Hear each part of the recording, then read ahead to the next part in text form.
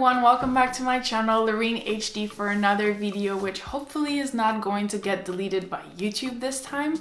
And today we're going to talk about sexual harassment and a specific type of sexual harassment that happens to people living with an STI. So this video was part after I received a DM in response to a story I posted, and it was just straight up inappropriate, not only for the language that it used, but also for how unsolicited that comment was.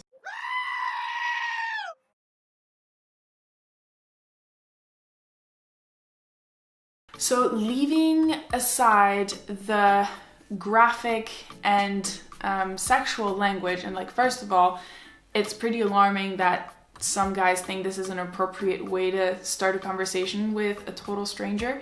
But leaving aside the graphic and sexual language, I want us to focus on the meaning of that message, because even though every time I receive these types of messages, the degree of vulgarity will vary, but the meaning is always the same.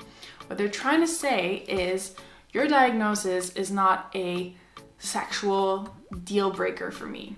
And every time, somehow, they genuinely think this is a compliment. So this is exactly what I want to unpack and focus on today. Why do they think that this sexual harassment is actually a compliment? I think it's for two reasons. The first reason is that they have the wrong perception or assumption of what my dating life looks like. They think that my diagnosis has made my sexual life harder.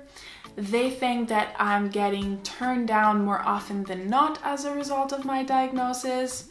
And they think that probably my sexual confidence is low. And the second reason why they think this sexual harassment comes across as a compliment is because they have the wrong perception of what a common response to an STI diagnosis looks like. They think most commonly people are turned off by an STI diagnosis, and so they think that their reaction is pretty uncommon, and they think that they are really chivalrous to be able to see past my diagnosis and see and think of me still as an attractive woman. So all of these assumptions are actually rooted in stigma. Why? Because thinking of an STI diagnosis as a sexual death sentence comes from stigma. Thinking that an STI diagnosis makes someone unattractive comes from stigma. Thinking that an STI diagnosis is a subtractive experience, that it somehow takes something away from your identity, also comes from stigma. And thinking that people who live with an STI diagnosis need extra external validation to feel good about themselves, to feel sexy, to feel worthy of attention, also comes from stigma. So let me set the record straight. My STI diagnosis is not an invitation for reassurance that I am still sexy material, nor is it it's not bonding material that justifies any stranger to be sexual with me, whether it's verbally or physically. The only people whose sexual validation is appropriate to receive from me are people whom I am sexually or romantically interested in.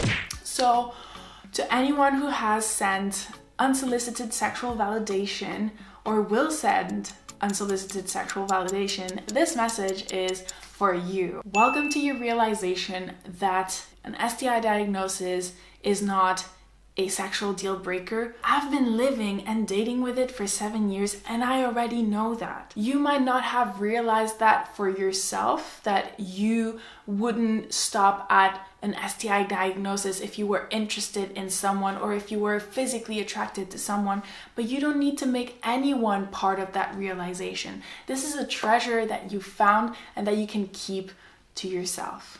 Now, understanding that the more public you are and the more of these unsolicited sexual validation messages you will receive, but I'm still curious to know, have you ever received any? And if so, how did it make you feel and how did you respond to them? Let me know in the comments below. I wish you a wonderful rest of the year. I cannot wait to kick 2020 out and welcome 2021.